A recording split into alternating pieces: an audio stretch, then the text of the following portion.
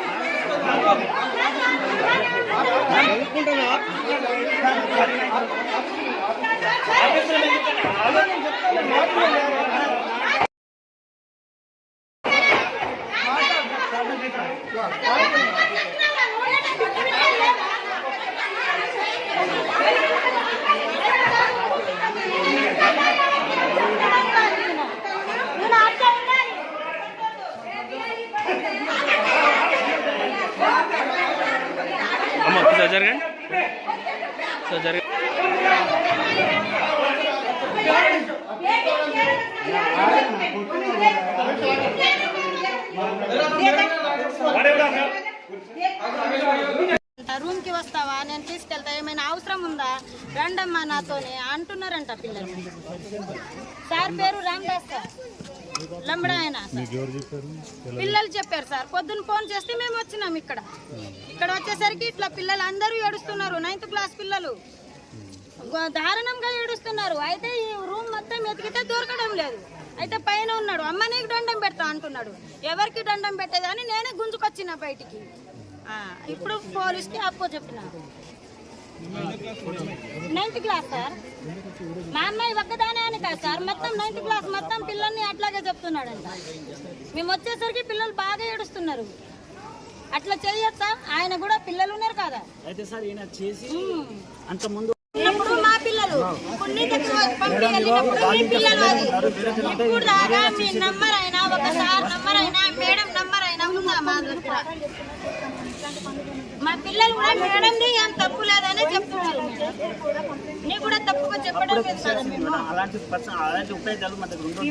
పిల్లలకు గురువు నేర్పించే ఉపాధ్యాయుడు మన దగ్గర ఉండవద్దు. అలాంటి మొత్తం నేనే చేశానంటే ఇప్పుడు టీచర్లందరికీ చెప్పడం లేదు మేడం. ఇట్లా చేస్తున్నారని ఇప్పుడు ఇంట్లో ముందు చెప్తున్నాను, ఇట్లా మీడియా ముందు చెప్పాను. పిఓ గారు ఇప్పుడు నా తప్పు ఉంటే నేను పిఓ గారికి డీడీ గారికి నేను చెప్తాను. ఇదే అక్షత మీడియా వాళ్ళు ఉన్నారు, అక్షత మీడియా వాళ్ళు ఉన్నారు. వాళ్ళు వచ్చి చెప్పి నేను అదే వెళ్ళి డీడీ గారికి పిఓ గారికి చెప్పి కలిసి మాట్లాడి ఇలా ఉంది చెప్పాను. తనకు కూడా చెప్పి మాట్లాడారు. వెళ్ళాను. మానవత చూసుకోవడంతో ఒకసారి వదిలేద్దాము.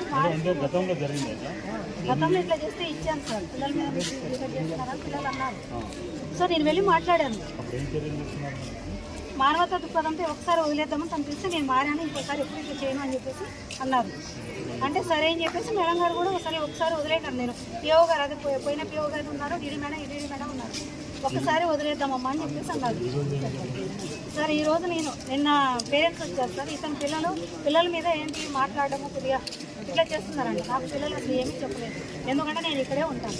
మొన్న పేరెంట్స్ వచ్చి ఇలా చెప్తుంటే నేను అన్నాను, కాదమ్మా నేను ఇక్కడే ఉంటాను, 24 గంటలు ఇక్కడే ఉంటాను, కనీసం సార్ ఇలా చేస్తున్నాడని నాకెందుకు చెప్పలేదు. నేను కూర్చొని కూడా అక్కడే కూర్చుంటాను, కూర్చొని పిల్లల్ని మొత్తం అబ్జర్వ్ చేసుకుంటూ ఉంటాను. కానీ అతను క్లాస్ రూమ్ వచ్చారు సార్, స్టాఫ్ అంతా వచ్చారు.